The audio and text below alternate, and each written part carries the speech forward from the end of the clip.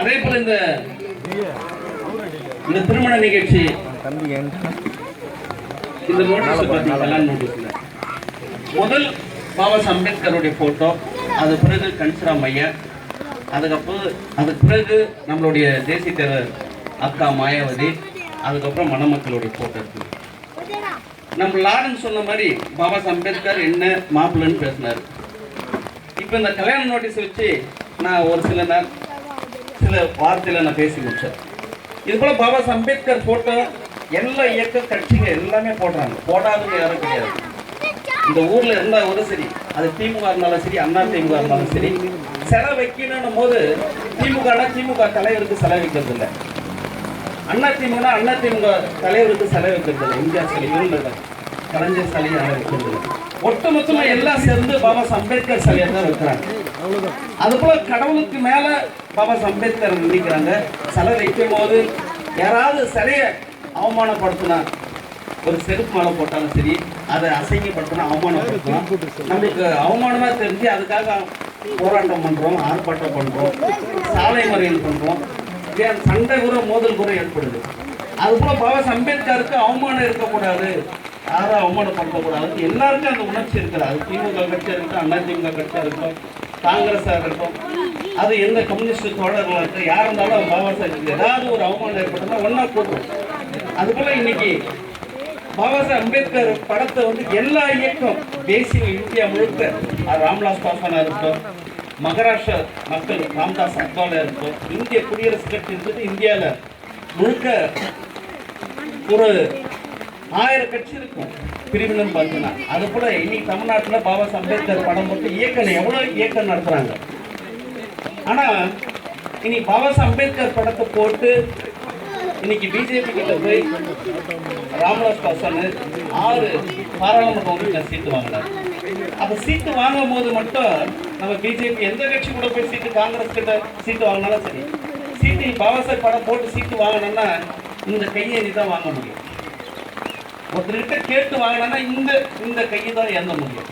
அப்போ பாபா சாஹிப் படத்தை போட்டு கையை ஏந்தி பிஜேபியில் போய் சீட்டு வாங்குவோம். ராம்தாஸ் அத்வாலே மகாராஷ்டிரா பாபா சாஹிப் வாழ்ந்த ஊர். அந்த மண்ணில் பால் தாக்கர், ராஜ் தாக்கர் சிவசேனா கட்சிக்கிட்ட போய் ராம்தாஸ் அத்வாலே போட்டு அதே போல பாபா சாஹிப் படத்தை போட்டு சீட்டு வாங்கினார். அது போல தமிழ்நாடு நீங்க பார்த்துருப்பீங்க, திமுக கருணாநிதி கிட்ட போய் சீட்டு வாங்குறாங்க, ஜெயலலிதா கிட்ட போய் சீட்டு வாங்குறாங்க. அப்புறம் இந்தியா முழுக்க இந்திய குடியரசு கட்சி அந்தந்த மாநிலத்துல பாபா சாஹிப் படத்தை போட்டு சீட்டு வாங்குறாங்க. ஆனா நம்ம பார்க்குற இந்த போட்டோ பத்தியா பஞ்சராமையா மாயாவதி எல்லாம் பாபா சாஹிப் படத்தை போட்டு சீட்டு எல்லாரும் கொடுக்குறாங்க. இப்படி இருந்த கைய இந்த சமூகத்துல மற்ற சமூகத்துக்கிட்ட கையேந்திர இந்த சமூகத்தை இந்த 2 தலைவர் மட்டும் இந்த இப்படி இருந்த கையை இப்படி மாத்தினாங்க. இதுதான் மாற்றம், சமூக மாற்றங்கிறது இதுதான். இப்படி இருந்த கையை இப்படி மாத்திட்டாங்க. இதுதான் பாபா சாஹிப்னுடைய பெருமை. பாபா சாஹிப் படம் போட்டு சீட்டு வாங்குறது அவமானம், பாபா சாஹிப்க்கு அவமானம். ஏன்னா பாபா சாஹிப் இறுதியா சொல்லிட்டு போறாரு, உலகத்துல பார்த்தீங்கன்னா எந்த சமூக பெரும்பான்மையா இருக்குதோ அந்த சமூகம் அந்த நாட்டை ஆளுது. இந்தியாவில் பெரும்பான்மையா இருக்கக்கூடிய இந்த சமூகம் தலித் மக்கள், எஸ்சி எஸ்டி மக்கள் நாட்டில் 30% இருக்கிறாங்க. இந்த 30% மக்கள் ஒடுக்கப்பட்டு, நசகப்பட்டு, பொருளாதாரத்தில், கல்வியில, வியாபாரத்துல, தொழில, எல்லாத்துலயும் மனித சமூகமா ஏற்றுக்காத அளவு இருக்குது. இதை மாற்றி அமைக்கிறதுக்கு என்னன்றதை பாபா சாஹிப் மாத்துறாரு. 1919 இந்தியாவை ஆய்வு பண்றதுக்காக சவுத் பாரா கமிஷன் வருது. இந்தியாவை ஆய்வு பண்றதுக்காக சவுத் பாரா கமிஷன் இந்தியா எப்படி இருக்குது, நம்ம நாட்டை ஆளுறோம், இந்த நாட்டு மக்கள் எப்படி இருக்கிறாங்க, நாடு எப்படி இருக்குது, மக்கள் என்ன நாட்டை எப்படி நேசிக்கிறாங்க போது அந்த சவுத் பாரா கமிஷன் வரும்போது பாபா அம்பேத்கர் முதல்ல அவருடைய அரசியல் ஒரு மனு கொண்டு போயிட்டு அந்த சவுத் பாரா கமிஷனுக்கு ஒரு மனு கொடுக்குறாங்க. அந்த மனுவில் என்ன எழுதி இருக்குதுன்னா, அனைவருக்கும் ஓட்டு உரிமை வேணுன்றார். அனைவருக்கும் ஓட்டு உரிமை கேட்டு ஒரு மனு கொடுக்குறாரு. அப்போ சவுத் பாரா கமிஷன் அந்த மனு ஏற்றுக்கொண்டு அப்ப இருந்த காங்கிரஸ்காரங்க அந்த மனு கொடுத்ததுக்கு கேலி கிண்டல் பண்றாங்க, ஓட்டு கேட்டது கேலி கிண்டல் பண்றாங்க, கண்டனம் தெரிவிக்கிறாங்க. பத்திரிகையில செய்தி வருது. என்ன கண்டனம் தெரிவிக்கிறாங்கன்னா, சட்டையே போடல, சட்டமன்றத்தில் போய் என்ன பேச போறோம், பள்ளிக்கூட வாசலே பார்த்தது கிடையாது. இவனுக்கு போய் பாராளுமன்றத்தில் போய் என்ன பேச போறாங்க? பஞ்சாயத்து போர்டு ஆக்ட் என்னன்னு தெரியும், இவன் எம்எல்ஏ என்னன்னு தெரியும், ஒன்றிய கவுன்சிலர் என்னன்னு தெரியும், பஞ்சாயத்து என்ன வார்டு நம்பர் என்னன்னு தெரியும். உங்களுக்கு இருக்கிறதுக்கு இடம் இல்லாதங்கிறாங்க. பள்ளிக்கூட வாசலே பார்த்து கிடையாது. இவனுங்களாம் போய் என்ன போய் பண்ண போறான்னு அப்படின்னு கேலி கிண்டலை பண்ணாங்க. கண்டனம் தெரிவிக்கிறான், பத்திரிகையில் செய்தி வருது. அதோடைய தொடர்ச்சி சைமன் கமிஷன் 1920 அப்பயும் வலியுறுத்துற பாபா அம்பேத்கர். சைமன் கமிஷன் வரும்போது வரவேற்று சைமன் கமிஷனை வெளியேறுன்றாங்க அன்னைக்கு இருந்த காங்கிரஸ். ஆனா தந்தை பெரியார் சைமன் கமிஷனை வரவேற்றார். ஏன்னா இந்த மக்களுக்கு, நாட்டில் இருக்கிற மக்களுக்கு சுதந்திரம் கொடுக்கணும், யாருக்கிட்ட கொடுக்கணும்? யார் இந்த மக்களுடைய பிரதிநிதி, நாட்டுடைய பிரதிநிதி யாரு? அவங்ககிட்ட ஒப்படைக்கலாம் அப்படின்னு எல்லா மாநிலத்துக்கும் எல்லா மக்களும் சந்திக்கும் போது சைமன் கமிஷன் வெளியே போன்றாங்க. ஏன்னா ஒட்டுமொத்தமா காங்கிரஸ் தான் இந்த நாட்டுக்கு பிரதிநிதி நினைச்சுக்கிறாங்க, மகாத்மா தான் பிரதிநிதி நினைச்சுக்கிறாங்க. அதான் மகாத்மா கிட்ட பேசினா, காங்கிரஸ் கிட்ட பேசினா சுதந்திரம் கொடுக்கணும் அப்படின்னு எண்ணத்துல அவங்க சொல்றாங்க. ஆனா வெள்ளைக்காரன் என்ன சொல்றான்? எல்லா மக்களையும் பார்க்கணும், இந்து மக்களை பார்க்கணும், இஸ்லாமியர்களை பார்க்கணும், சீக்கியர்களை பார்க்கணும், பௌத்தர்களை பார்க்கணும், நாட்டில் பெரும்பான்மையாக இருக்கக்கூடிய எஸ்சி மக்களை பார்க்கணும் அப்படின்னு நோக்கத்தில் தான் இந்த சைமன் கமிஷன் வருது. அப்படியே வலியுறுத்துற பாபா அம்பேத்கர் ஓட்டு உரிமை கொடுங்க, இந்த மக்களுக்கு ஓட்டு உரிமை கொடுங்க. அதோடைய தொடர்ச்சி 1930, 31, 32 வட்டமேஜை மாநாட்டு இந்து மக்களுடைய பிரதிநிதியை வட்டமேஜை மாநாட்டில் கலந்துக்கிறான். இந்து மக்களுடைய பிரதிநிதி யாருன்னா மகாத்மா காந்தி. இஸ்லாமியருடைய மக்களுடைய பிரதிநிதி கலந்துக்கிறான் யாருன்னா ஜின்னாவும். அதுபோல சீக்கிய மக்கள், ஆங்கிலோ சமூகத்தை சேர்ந்தவர்கள், அதுபோல நாட்டில் பெரும்பான்மையாக இருக்கக்கூடிய எஸ்சி மக்களுக்காக பிரதிநிதி 2 பிரதிநிதி போறாங்க. ஒன்று தாத்தா ரட்டமிலி, ஒன்று பாபா அம்பேத்கர். இந்த 2 பிரதிநிதி போறாங்க. அன்னைக்கு பிற்படுத்தப்பட்ட மக்களுக்கு யாரும் பிரதிநிதியே கிடையாது. ஏன்னா காந்தி தான் பிரதிநிதி. ஏன்னா நம்மள இந்து மக்கள் அப்படின்னு சொல்லிட்டு அவர் முக்கியத்தை மக்களுக்கு பிரதிநிதியா இருக்கிறார். அப்பயும் வட்டமேஜை மாநாட்டில் ஓட்டு உரிமை கேட்கிறார். ஓட்டு உரிமை கேட்கும் போது மகாத்மா காந்தி சொல்றாரு, அது படிப்படியா கொண்டு போகலாம், அதை ஓட்டு உரிமைன்றது படிப்படியா கொண்டு போகலான்றாரு. ஏன்னா அது 3 படி இருந்தது. பட்டா இருக்கணும், இவங்க தான் ஓட்டே போடணும். பட்டதாரியா இருக்கணும், இவங்க தான் ஓட்டு போடணும். வரி கட்டணம், வருமான வரி கட்டணம், இந்த 3 தகுதி இருந்தால் தான் ஓட்டு உரிமை. இந்த 3 தகுதி இந்தியாவில் எத்தனை பேர் கிட்ட இருந்தாலும் 114% மக்கள் கிட்ட தான் இருந்தது. பெரும்பான்மையாக இருக்கக்கூடிய 86% மக்கள் கிட்ட அந்த ஓட்டு உரிமையே கிடையாது.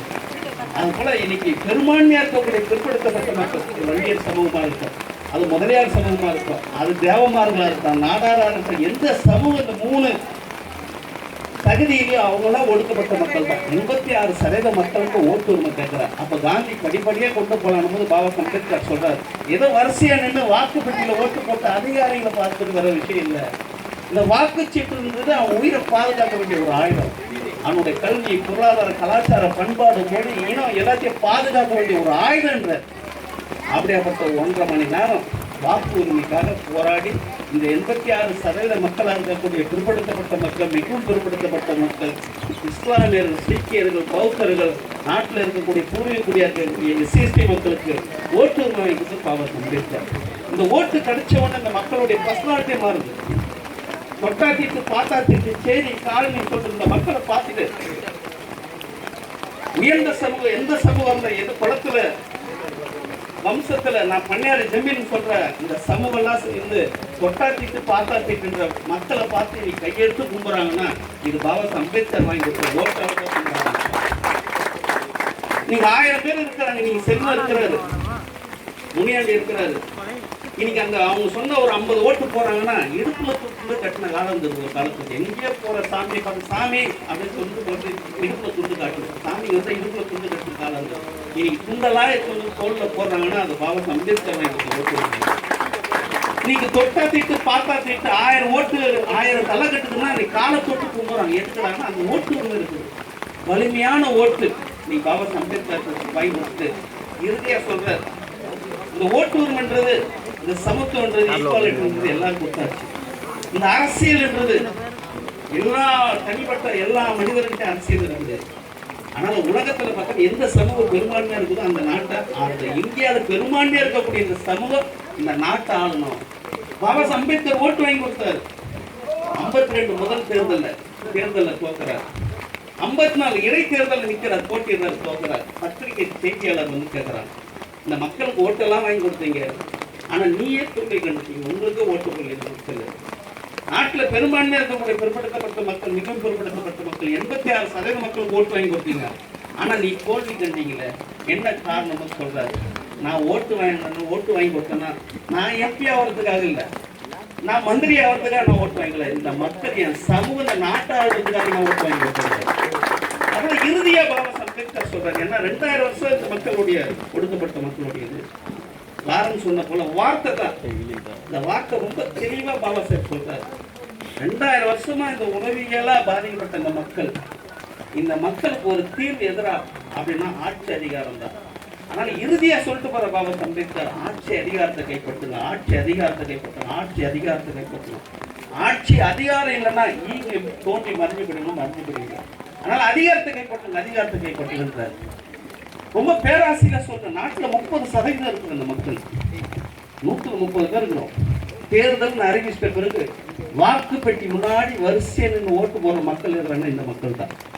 உலக அரசியல் பேசுவோம், இது போல மட சாரல் அடிச்சா வெளியே வர மாட்டோம். பொருளாதார தத்துவம் பேசுவோம், ஒரு வெயில் அடிச்சா வெளியே வர மாட்டோம். முட்டிக்கு மேல தண்ணி நின்றுச்சுன்னு நினைச்சிக்கோ, எந்த வீட்டு பெண்கள் வரமாட்டாங்க. ஆற்காடு வீராசாமி இல்லை, எந்த சாமி வீட்டு பெண்கள் வரமாட்டாங்க. ஆனா இந்த சேரியில பிறந்த இந்த பெண்கள் ஓடி போய் ஓட்டு போடுவாங்க. அப்போ வாக்கு பெட்டின்னு போயிட்ட பிறகு 50% இந்த மக்களுடைய ஓட்டு, 50% இந்த மக்களுடைய ஓட்டு. இந்த மக்களுடைய பங்கு கேட்கிற, ஷேர் கேட்கிற, இந்த மக்களுடைய வாக்கு பெட்டில் 50% இருக்கக்கூடிய இந்த மக்களுடைய ஓட்டுடைய பங்கு எதுனா, மோடி உட்காந்துக்கிற நாற்காலி தான் நம்மளுடைய பங்கு, ஜெயலலிதா உட்காந்துக்கிற நாற்காலி தான் நம்மளுடைய பங்கு. இலங்கை சொல்றாரு அப்படின்னு ஒரு கேலி கிடையாது, பேராசை கிடையாது, இது பகற்கனவு கிடையாது, இது நிஜமானது. அந்த இடத்துல நான் மட்டும் இல்லை, இந்த சமூகத்துல யாராவது போய் உட்காரணும். அப்பதான் மனிதனே இருக்கும், சமத்துவம் இருக்கும், சகோதரத்துவம் இருக்கும். மற்றபடி யாரு நீ பெரியார் பேரை சொல்லி வந்து உட்கார்ந்தாங்க, என்ன ஆச்சு மனிதனே? சரி அதான் இருக்குது, ஜாதி ஒழிதான், ஜாதி வளர்ந்துதான் இருக்கு, எந்த மாற்றமே இல்லை.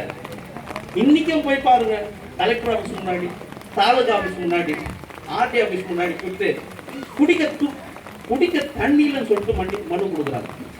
சாலை வசதிக்கு, கழிப்பட வசதிக்கு, கவர்மெண்ட் ஹாஸ்பிட்டலில் போனால் டாக்டர் இல்லை, ஸ்கேனில் உயிருக்கு போராடுங்கிறாங்க. செல்லும் முறை அம்மா வீட்டு வந்து ஹாஸ்பிட்டல் அட்மிட் பண்ணிட்டு எனக்கு ஃபோன் பண்ணிட்டாங்க, நான் அம்மா உடம்பு சரியில்லை டாக்டர் சொல்லணும். டாக்டர் சொன்ன ஃபெசிலிட்டி இல்லை. இன்னைக்கு அரசாங்க மருத்துவமனை போனால் நம்ம மக்கள் தான் போறாங்க, வேற யாரும் கிடையாது. செத்துட்டானா பதைக்குத்து சுடுகாடுகள் போறாங்க. இலங்கையில் இருக்கிற தமிழர்களுக்கு கௌரவமான ஒரு போராட்டம் நடத்துறாங்க, நாடு கட்டு போராட்டம். ஆனா இங்க இருக்கிற மக்கள், பூர்வீகுடியா இருக்கக்கூடிய மக்கள், இந்த மண்ணை மோந்து 10 என்ன வழின்னு சொல்ற மக்களுக்கு வாழ்வாதாரத்துக்கு போராடுற மக்களா இருக்காங்க. இதெல்லாம் மாற்றி அமைக்குவாங்க அப்படின்னு திராவிட கட்சி பெரியார் வழியில வந்த இந்த திராவிட முன்னேற்ற அண்ணா திராவிட முன்னேற்ற வழியில போனாங்க, எந்த மாற்றமும் கிடையாது. நீ கலைஞர் வாழணும், கலைஞர் வாழ்ந்துட்டார், அழகிரி வாழ்ந்துட்டார், ஸ்டாலின் வாழ்ந்துட்டார், கனிமொழி, தயாநிதி, உதயநிதி, கலாநிதி எல்லாம் நிதியே எல்லாம் வாழ்ந்தாச்சு. புரட்சி தலைவர்னா புரட்சி எல்லாம் வாழ்ந்தாச்சு. வாழ்க சொன்ன மக்கள் நாட்டில் பெரும்பான்மை இந்த வாக்குப்பட்டியில் ஓட்டு பெரும்பான்மையாக இருக்கக்கூடிய வாக்குப்பட்டியில் ஓட்டு இருக்கிற மக்கள் வாழ்ந்தாங்கன்னா வாழ்வே. அதனால தான் பாபா அம்பேத்கர் சொல்றாரு, ரொம்ப தெளிவா சொல்றாரு, எதுக்கு இந்த மக்கள் வந்து ஆட்சியாளர் சொன்னார். அது எக்ஸ்ஓ யாரமா இருக்கும், இந்த மக்கள்கிட்ட மனிதனே இருக்கு, சமத்துவம் இருக்குது, சகோதரத்துவம் இருக்குது, வேற எந்த மக்கள் கிட்ட கிடையாது. இன்னைக்கு வந்து சேரியில வந்து ஒரு பைக்ல வந்து தடிக்கு விழுந்தானா ஆண்கள் பெண்கள் ஓடிமை தூக்குவாங்க, பெண்கள் ஓடிமை தூக்குவாங்க. யார் பெற்ற புள்ளியோ, ஐயோ ரத்தம் வருதா, ஆட்டோ இருக்குமா, ரிச்சா இருக்குமா, தண்ணி இருக்குமா, சோடா இருக்குமா, பெண்கள் ஓடிமை தூக்குவாங்க. ஏன்னா மனிதனே அங்கதான் இருக்குது.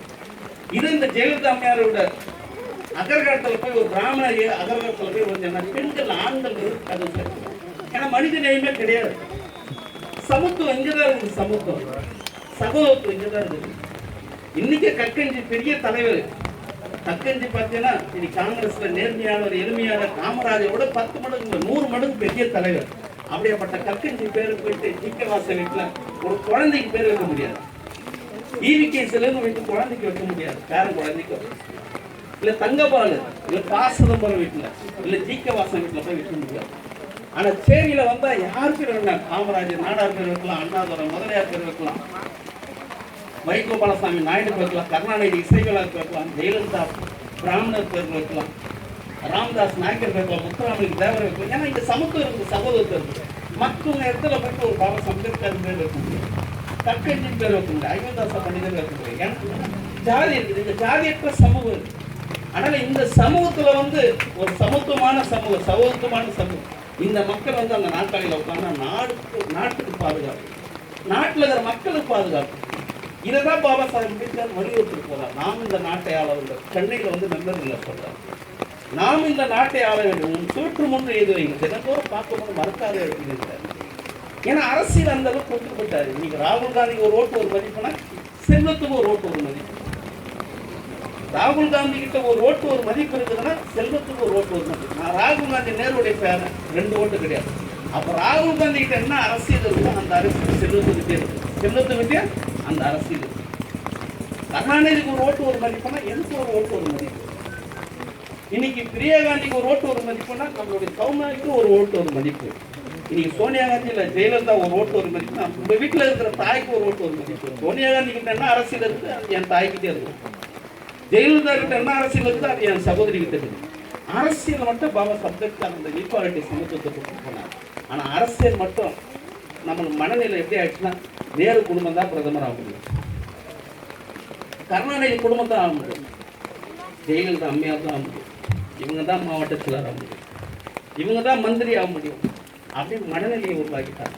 இதைத்தான் நம்மளுடைய கன்சிராமையார் ஒரு மாற்றி அமைச்சர். பெரியார் திடலுக்கு வராரு. பெரியார் திடல் வந்து பேசும்போது சொல்றாரு, இந்தியா என்ற வரைபட பகுதி பார்ப்பனுடைய கழுத்து பகுதியா இருக்கக்கூடிய உத்தரப்பிரதேசம், இந்தியாவுக்கு உத்தரவிட பிரதேசம், அந்த பார்ப்பனுடைய கழுத்து பகுதியா இருக்கக்கூடிய அந்த கழுத்தை போய் பிடிக்க போறாரு. அந்த கழுத்து பிடிக்க ஆரம்பிச்சா கை காலில் ஆட ஆரம்பிச்சிடும். தமிழகத்தை சேர்ந்த மக்கள், கால் பகுதியாக இருக்கக்கூடிய மக்கள், உங்களால முடிஞ்சா ஏறி வாங்க, நான் உத்தரப்பிரதேசத்துல போய் பாபா அம்பேத்கர் ஆட்சி அமைக்க போறேன். ஹிந்தி பேசுற மாநிலத்தெல்லாம் பாபா அம்பேத்கர் ஆட்சி அமைச்சு ஒரு தேசிய கட்சி உருவாக்க போறேன். கைவிட்டு போன யானை சின்னத்தை மீட்டெடுத்து வந்து நான் இங்க கொடுக்க போறேன், இந்தியாவுக்கு கொடுக்க போறேன், தேசிய சின்னமா உருவாக்க போறேன் சொல்லிட்டு பெரியார் திடலுக்கு போறாரு. அன்னைக்கு இருந்தவங்களா சொல்றாங்க, பேசலாம் நடைமுறைக்கு வருமா, அதெல்லாம் பேச்சு நடைமுறைக்கு வருமா, அதை பாபா சாஹேப் பேரை சொல்லி ஆட்சி அமைக்க முடியுமா, அதெல்லாம் நடக்கிற விஷயமா? அவர் பேரை சொல்லி ஒரு சீட்டு வாங்கலாம், 2 சீட்டு வாங்கலாம், மிஞ்சி போனால் அதிகபட்சமாக ஒரு 10 சீட்டு கொடுப்பாங்க, ஆட்சியெல்லாம் அமைக்க முடியுமான்னு சொல்லிட்டு போனார். 84 தான் கட்சி ஆரம்பிச்சார். 84 பகுஜன் சமாஜ் கட்சியில் ஏப்ரல் 14 பாபா அம்பேத்கர் பிறந்த நாளுக்கு ஆரம்பிச்சார். 95 முடிச்சாரு உத்தரப்பிரதேச. இந்தியாவுக்கு உத்தரவிட பிரதேச 95 முடிச்சார். 96 ஒரு தேசிய கட்சி உருவாக்கினார். கைவிட்டு போன யானை சின்னம், இந்திய குடியரசு கட்சியோட யானை சின்னம் கன்னியாகுமரியிலிருந்து காஷ்மீர் வரைக்கும் ஒரு சின்னத்தை கொடுத்துட்டு போட்டார். சொல்லி முடிச்சோன்னா உடனே அது அதிகாரத்தை கைப்பற்ற உடனே அந்த அன்னைக்கு பேசணும்னா சொல்றாங்க, அவர் சயின்டிஸ்ட், விஞ்ஞானி, அதனால அவரால் உருவாக்க முடிஞ்சது சொல்றாரு. 30 வயசுல தான் பாபா அம்பேத்கர் தெரிஞ்சு, 30 வயசுல தான் பாபா அம்பேத்கர் தெரிஞ்சு அவர் என்னன்னு தெரியல. அவர் என்னத்தை மக்கள்கிட்ட சொன்னார்.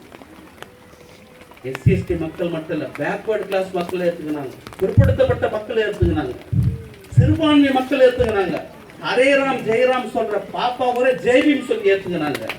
அவரே அப்பட்ட தத்துவனி பாபா சாஹேப் தத்துவனி. பாபா சாஹேப்னா ஏதோ ஒரு குறிப்பிட்ட ஒரு சமூகத்துக்கு அது போல நம்ம உருவாக்கி வச்சுக்கணும். நேற்று ஒரு கச்சேரி போனேன், திருமண நிகழ்ச்சி, நம்ம சென்னை மாவட்ட ஒருங்கிணைப்பாளர் இடுமனுடைய. அப்போ கானா பாடகர் பாடினாங்க, எல்லாம் கை தட்டுறாங்க, எல்லாம் கை தட்டுறாங்க, நல்லா இருந்தது பாட்டு. 2 வரி என்னைய சேர்த்து பாடினா கூட இன்னும் கை தட்டு.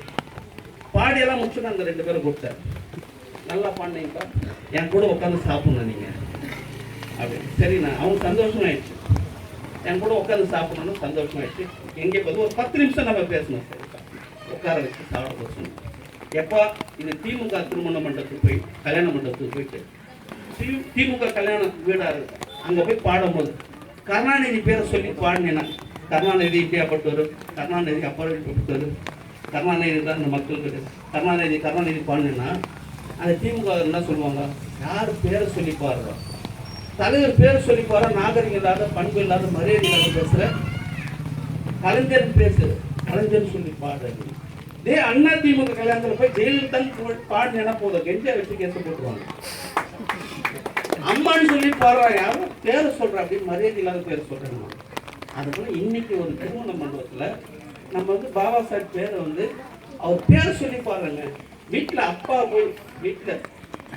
போய் அம்மா சிஸ்டர் வந்தாரா, சிஸ்டர் சாப்பிட்டாரா, சிஸ்டர் எதனா என்ன கேட்டாருன்னா கருப்பு பெஞ்சிக்கணும் ஏன்னா அது போல இன்னைக்கு வழக்கமா நமக்கு தெரியாது, பேரை சொல்லித்தான் நம்ம பேசுறோம்.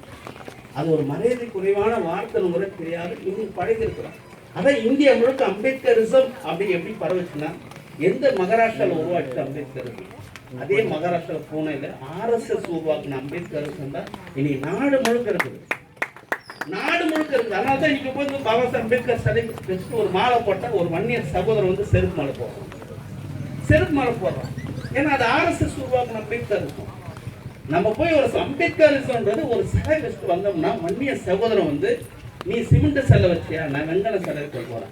ஏன்னா எனக்கு ஓட்டு உரிமை வாங்கி கொடுத்தது, எனக்கு கல்வி உரிமை, எனக்கு வேலை வாங்கி, எனக்கு தொழில் செய்யுது, வர்ணாசிரம கொட்டிலிருந்து எனக்கு விடுதலை கொடுத்து பாபா அம்பேத்கர் சொல்லிட்டு சிலை விற்கணும். அதுதான் உண்மையான அம்பேத்கர்.